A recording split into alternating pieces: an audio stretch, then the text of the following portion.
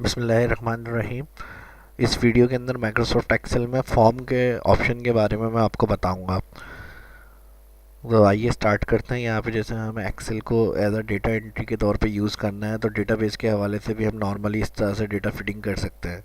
Column wise जैसे employees का data है, क्लाइंट का, कस्टमर का डेटा है, या हमारे स्कूल के स्टूडेंट्स वगैरह का रिकॉर्ड हमें इसके अंदर सेव वगैरह करना है, तो फिर हम एक्सेल वर्कबुक को ओपन करके इस तरह से एंट्रियाँ उसके अंदर टाइप कर करके ऐड करवा सकते हैं। लेकिन इसके अलावा और इसको आसान तरीके से और इजी करके हम किस तरह कर सकते हैं, वो मैं आपको इस वीडियो के अंदर बताऊंगा।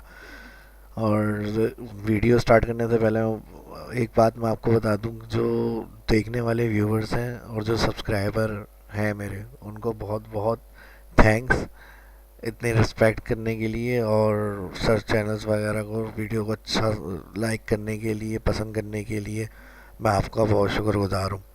और इसी तरह अगर हौसला अफजाई रहेगी तो इंशाल्लाह और अच्छी अच्छी वीडियो मैं आपके लिए आगे पेश करता रहूँगा। तो जितने अभी तक मेरे सब्सक्राइबर हो गए हैं 900 तक, और इंशाल्लाह आगे भी इसी तरह सिलसिला चलता रहेगा, तो मैं आपको अच्छे से अच्छा इल्म सीखने को देता रहूँगा इंशाल्लाह। और इसको ज़्यादा से ज़्यादा फैलाने की ज़िम्मेदारी आपकी है। जितना इनको शेयर कर सकते हैं, सब्सक्राइब कर सकते हैं, वो आप करें। तो आइए इस क्लास को स्टार्ट करते हैं। स्टार्ट करने के लिए यहाँ मैंने कुछ कॉलम में डेटा बनाया हुआ है। Normal employ name, department, grade, employ address, cities, phone number. अब इसी के अंदर मज़ीद एंट्रियाँ मुझे ऐड करवानी है, तो नॉर्मली हम इस तरह से भी डायरेक्टली टाइपिंग करके भी इसके अंदर ऐड कर सकते हैं। लेकिन फॉर्म जो होता है एक्सेल के अंदर, असल जो इस वीडियो के अंदर मुझे बताना है वो है आपको फॉर्म के अंदर हम डेटा एंट्री वगैरह को कैसे ऐड करवा सकते हैं अपनी वर्कबुक के अंदर फॉर्म के ज़रिए। तो इसके लिए फिर हम क्या करते हैं, सबसे पहले डेटा को हम टेबल के अंदर कन्वर्ट करेंगे। तो यहाँ पर किसी भी सेल पे कर्सर रखेंगे, इंसर्ट में टेबल के ऑप्शन पे आएंगे। टेबल के ऑप्शन में आने के बाद where is the data of your table, जो टेबल के अंदर डेटा है वो कहाँ है, आपका देखना चाह रहे हैं वो कहाँ है, वो उसके लिए आप माउस से जाएंगे और तमाम सेलेक्ट कर लेंगे। अब इसके अलावा माई टेबल हैज़ हेडर, इसके बाद चेक लगाएंगे तो ये जो हेडिंग्स होंगी ये एज अ हेडर के तौर पे कन्वर्ट हो जाएंगे। अगर इसके ऊपर चेक नहीं लगाएंगे माई टेबल हैज़ हेडर के ऊपर, तो वो अलग से कॉलम 1 कॉलम 2 लिखा हुआ दिखाएगा आपको कॉलम्स की हेडिंग की जगह पे। लेकिन हमें यही हेडिंग्स को एज अ टेबल हेडर के तौर पे देनी थी, तो हमने क्या किया, चेक लगा के ओके किया। देखें अब जिस तरह से हम जैसे ही ओके करेंगे यहाँ पर हमारा डेटा कलरफुल स्टाइल के अंदर कन्वर्ट हो जाएगा टेबल में। अब इसी को अगर आप माउस इसमें क्लिक करते हैं इस सेल के अंदर, तो यहाँ देखेंगे आप टेबल टूल के अंदर डिज़ाइन मेन्यू शो हो रहा है। डिज़ाइन मेन्यू के अंदर टोटली टेबल के अंदर कलरफुल स्टाइल वगैरह चेंज करना है और मज़ीद कुछ वर्किंग वगैरह करनी है, तो ये टेबल के अंदर हम अप्लाई कर सकते हैं इन ऑप्शंस को। जब बाहर क्लिक होता है तो ये टूल शो नहीं होंगे, जब माउस टेबल के अंदर होगा तो फिर आपके ऑप्शन शो होते हैं। और अगर मज़ीद टेबल की डिटेल को तफसील से देखना है तो मेरे चैनल पे जाके जो बेसिक सीरीज़ एक्सेल की मैं बना रहा हूँ वीडियोस के अंदर, ये बाकायदा तफसील से मैंने टेबल के ऑप्शन समझाए हुए हैं, तो वहाँ से जाके भी काफ़ी हेल्प हो सकती है, आप सीख सकते हैं वहाँ से। तो अब इसके अंदर हम क्या करेंगे, फॉर्म एंट्री करवानी है। फॉर्म के लिए नॉर्मल देखें पहले होम मेन्यू, होम से व्यू तक नॉर्मल मेन्यू होता है। यहाँ पर होम से व्यू तक नॉर्मल मेन्यू है। इसके लिए हमें एक अलग से मेन्यू ऐड करना पड़ता है फॉर्म के ऑप्शन ऑन करने के लिए। तो फॉर्म कहाँ से ऑप्शन ऑन होता है, अभी देखें हम यहाँ पे व्यू तक मेन्यू है। फॉर्म ऑन करने के लिए फॉर्म के ऑप्शन को हम फाइल में आएंगे, फाइल के अंदर ऑप्शन, ऑप्शन पे क्लिक करेंगे। ये माइक्रोसॉफ्ट एक्सेल वर्जन 2013 है, तकरीबन 16 का भी सेम है। शायद 2010 का जो वर्जन होगा उसमें थोड़ा चेंज हुए ऑप्शन, लेकिन आपको समझ में आ जाएगा। तो यहाँ जो मैं सिखा रहा हूँ माइक्रोसॉफ्ट एक्सेल, वो आपका 2013 का वर्जन है। इसमें आएंगे एक्सेल ऑप्शन के अंदर, यहाँ कस्टमाइज रिबिन का ऑप्शन दिया हुआ है। कस्टमाइज रिबिन में यहाँ मेन टैब जो दिए हुए होते हैं, यानी बाहर जो एक्सेल हम इंस्टॉल करते हैं तो ये मेन्यू शो हो रहे होते हैं, तो वो मेन टैब्स कहलाते हैं। और उसके साथ साथ सारे मेन्यू जो टैब्स हैं वो यहाँ पर आपके पास शो हो रहे हैं। इसके अलावा यहाँ पर न्यू टैब का ऑप्शन दिया हुआ है। न्यू टैब क्लिक करेंगे तो यहाँ पर ये टैब, इसको मैं यहाँ से रिमूव कर देता हूँ। लास्ट में मुझे चाहिए व्यू के बाद चाहिए, तो यहाँ कर्सर रख लिया मैंने। व्यू के बाद फिर मैंने न्यू टैब क्लिक किया। न्यू टैब क्लिक करने के बाद राइट क्लिक किया, रीनेम। यहाँ पर इसको नाम डेटा एंट्री दे देते हैं,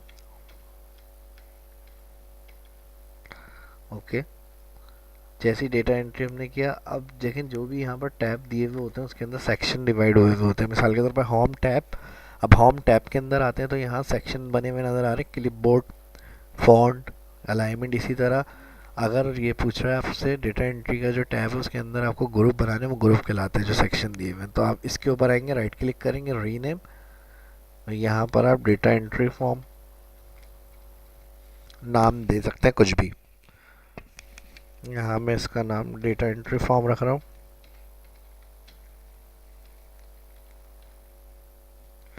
ओके किया इसको। ओके करने के बाद अब यहाँ पर आएंगे हम, command and not in the ribbon, choose command from के अंदर यहाँ पॉपुलर कमांड में command not in the ribbon, और यहाँ से स्क्रॉल को नीचे लेकर आएंगे। जैसे नीचे लेकर आएंगे यहाँ देखें फॉर्म ऑप्शन आ रहा है, फॉर्म पे क्लिक करके ऐड।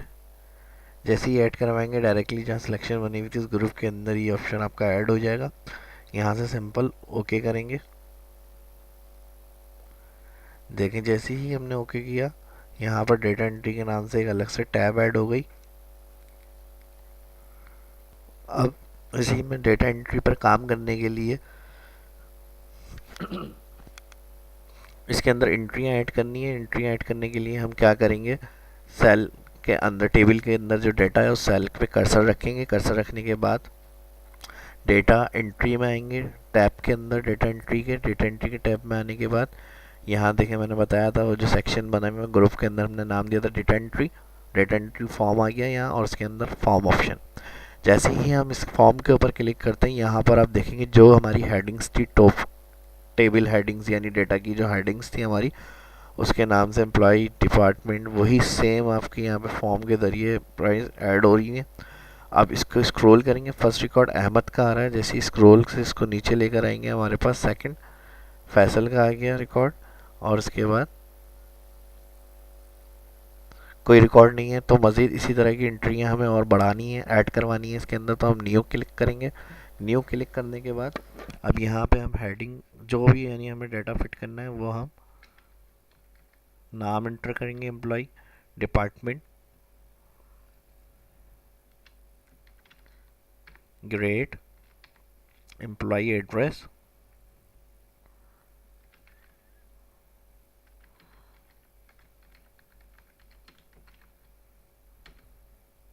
सिटी, फ़ोन नंबर,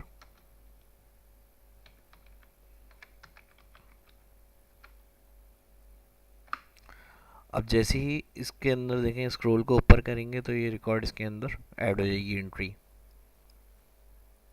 यहाँ देखें शराज के नाम से डाटा ऐड हो गया।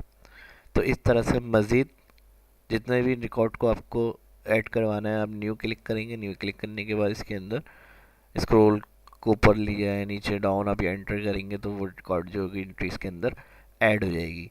इसी तरह से आपको और मज़ीद डाटा ऐड करवाना है तो न्यू क्लिक करने के बाद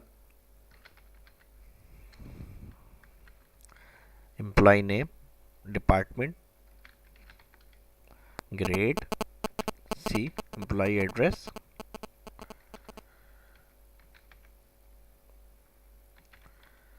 सिटी और फ़ोन नंबर।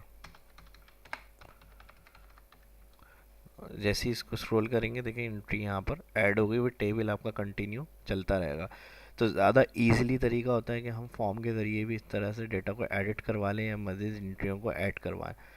तो एक्सेल के अंदर किस तरह से हम फॉर्म को यूज़ कर सकते हैं, ऑन कर सकते हैं और इस तरह से डेटा को हम ऐड करवा सकते हैं। उम्मीद है ये आपको अच्छी लगी होगी वीडियो और समझ में आए होंगे ऑप्शन। और मज़ीद अगर कुछ पूछना चाहते हैं तो कमेंट करके मुझसे पूछ सकते हैं। वीडियो अच्छी लगी तो लाइक करें, शेयर करें दोस्तों के साथ और चैनल को सब्सक्राइब करें। मिलते हैं नेक्स्ट वीडियो में।